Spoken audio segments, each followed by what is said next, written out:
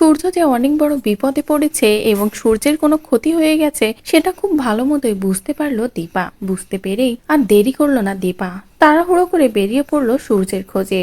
আর এভাবে খুঁজতে খুঁজতে এক পর্যায়ে সূর্যের কাছে পৌঁছে যায় দীপা। সেখানে গিয়ে সূর্যের অবস্থা দেখে তো দীপা কান্নায় ভেঙে পড়ে। দীপা আর দেরি না করে তাড়াহুড়ো করে সূর্যকে হসপিটালে ভর্তি করে। হসপিটালে ভর্তি করলে ডক্টররা একটাই কথা বলে, সূর্যের রক্ত দেওয়ার খুব দরকার।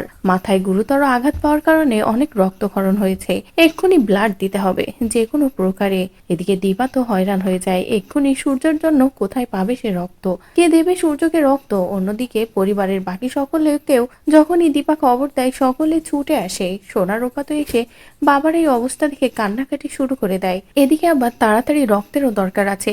যখনই এমন কথা বলে ডাক্তার তখনই সোনা রূপায় রক্ত দিতে রাজি হয়ে যায়। রূপা ফার্স্টেই বলে যে বাবাকে আমি বাঁচাবো, আমি রক্ত দেব। আর রূপাকে দেখে সোনাও একই কথা বলে। দুই বোন যখনই একসাথে বাবাকে রক্ত দিতে চায় তখনই ডাক্তার চমকে যায়। এরপরে পরিবারের সকলে বলে এরা যমজ দুই বোন এবং সূর্যেরই সন্তান। যে কথা শুনে ডক্টর রাজি হয়ে যায় দুইটা বাচ্চার থেকে রক্ত নিয়ে সূর্যকে দিয়ে সূর্যের প্রাণ বাঁচানোর জন্য।